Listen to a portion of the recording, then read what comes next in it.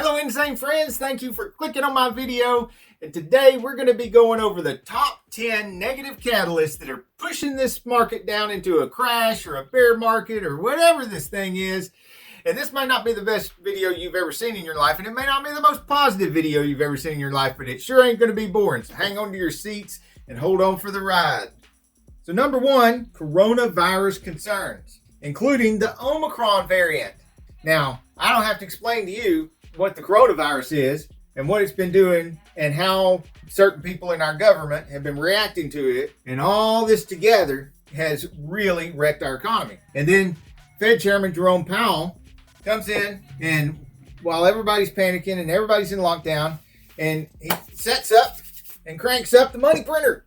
And money goes flying and raining down everywhere. On and on and on. So this money printer is just going full blast every month. So at first the market crashes, but then it starts rising back up and up and up and up and up to all new highs because there's money everywhere.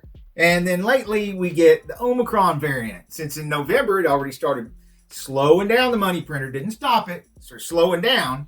And he'd been telling us that, Chairman Powell been telling us he was going to do this. Then, we already had some problems there. And that's just number one. Number two, we have supply chain issues. Now, these supply chain issues, this is why I mentioned coronavirus first, because you probably already know the connection between those two. They are holding back company growth, which directly affects the stocks of that company. But it doesn't just do that. It also slows down the hiring process, because if you can't grow the company, you don't have more to do, so you don't hire that many more people, and that slows down job growth, which is one of the things that Chairman Powell was trying to do with all the money printing. But then that kind of negated the money printing. So some of that money got printed basically for nothing because it didn't create the job growth because of supply chain concerns. And then that brings us to another thing, number three, inflation. Inflation that people have been talking about for months and months and months, but then there was like, oh, well, that's transitory and all this, and well, whatever. We're seeing it. We're trying to buy things and they cost more. And finally, at this point in the now, the Fed has been admitting that inflation, and I quote in Chairman Powell's own words, larger and longer lasting than expected. Not my words, Chairman Powell's words. So now we have, leading to 4 and 5. This is a direct result of this inflation, and that is the Fed tapering. By tapering, I mean the money printer's going full blast. This already started back in November and not going quite full blast anymore. Slowing down the money printing, not printing quite as much. Number 5, reminding us that they are going to raise interest rates. So Chairman Powell's been, warning people of this over and over again. He has been very transparent about it, that there's going to be raising of interest rates, and when they're going to raise them, and how much they're going to raise them, and if they're going to change their mind, and they, how much, this range of how much, maybe 0.25% or 0.5%, or maybe 4 times at 0.25%, or 2 or 3 times at 0.5%, or whatever. But he's definitely been warning everybody, and maybe it changes a little bit, but it's always consistently they're going to raise rates. And they're going to do it after they finish the taper. That's another thing they've been consistent about, is that they're going to do it after they finish the taper, which the taper is supposed to be finished before the end of this first quarter. So, it's on us now. It's not in the future anymore. It's happening now. And when they finish the taper, that means no more money printing. And it doesn't just mean higher interest rates. It also means they might start going into buying back some of those bonds and stuff that they bought, which means pulling more money out of the market. And money out of the market means market prices go down, money in the market prices go up. And that's an oversimplified explanation. And this means no more cheap money. This means no more borrowing money, refinancing your house, whatever, getting a lot of extra money at really cheap interest rates, and then tossing it all in the stock market to get a whole bunch of extra gains, which means even less money going into the market. If that's not enough, we got Netflix recently dropped like 22%. And that's kind of canary in the coal mine type of thing. People started panicking at that point I've seen that Netflix go down 22%. And there was reasons for that. We don't have to get into all these reasons. Make a whole nother video about what happened with Netflix. But the scariest part of that was when it dropped 22%. And other things dropped too. That's a really good example. And 7, there were a lot of big name YouTubers that sold a lot on Friday. Now, I sold a lot on Monday morning. But big YouTubers like Meet Kevin, who had previously had, like in December, somewhere around 35 million in the market. And what I heard was that it went down to 20 million. And I haven't confirmed this about the 35 to 20 million, but I'm pretty certain that that is correct, because that's about the same percentage as I lost between that time and when I sold on Monday.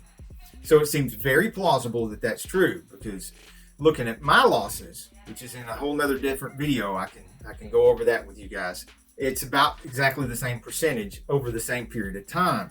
What is confirmed, Kevin, I heard it from his own mouth, that he did sell $20 million worth of stocks and everything, including his Tesla and all his coins, and went $20 million in cash, which since then he has bought back in around 40% of that. For a couple of days there, nothing but cash and $20 million. And number 8, we have other names, other big names like Micheal Burry that sold out. And I haven't confirmed that, but I can, if I wanted to get into confirming all that, I could at the same time just make a whole nother top 10 list of people who sold out. Big names that you would probably recognize that sold out. And with all the other stuff going on in the market, I don't think I'm going to get to that. Moving on, number 9, reports of hedge funds selling out of tech and rolling that money over into value stocks.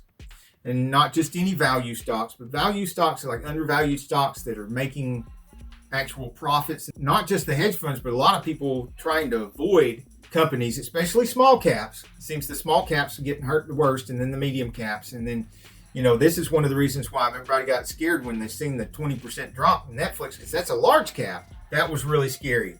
And number 10, the VIX hit a high of 37.98 on Monday morning. Now it hit that high. Luckily, I had got up early Monday morning and sold all my stuff out before it hit that high. And I watched all this stuff drop as the VIX went up.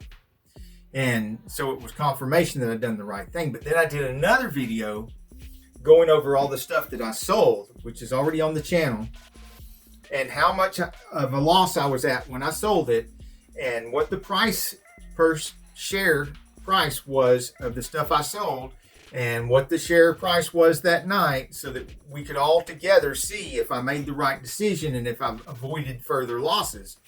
And it turned out that I had.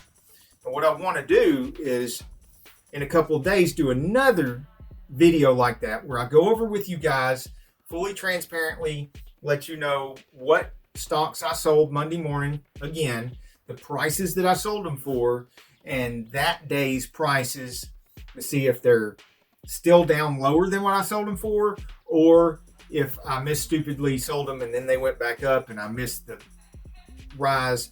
But of course, just like anything else, we got to keep in mind when I'm doing that, there's going to be some ratcheting going on.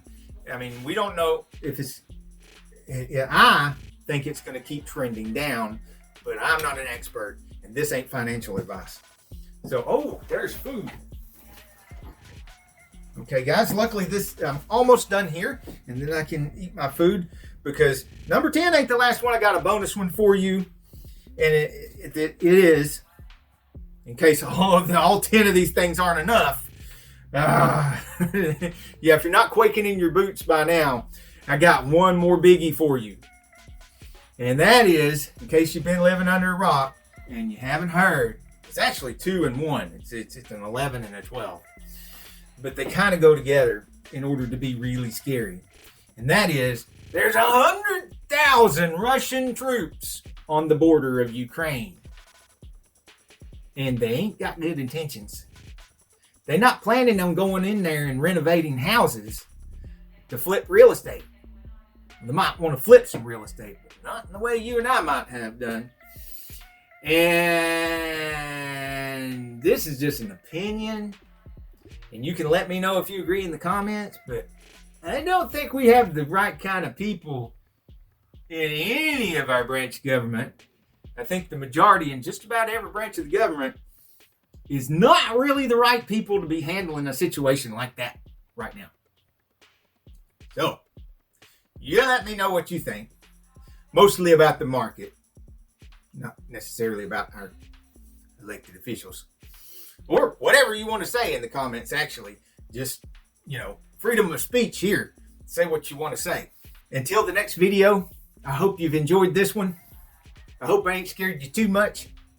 But hey, reality's reality. And I did warn you to hang on to your seat before we started this. Okay, not financial advice. Till the next video. I'd really like to wish you all insane growth. And I'd like to see all of you have an insane amount of success.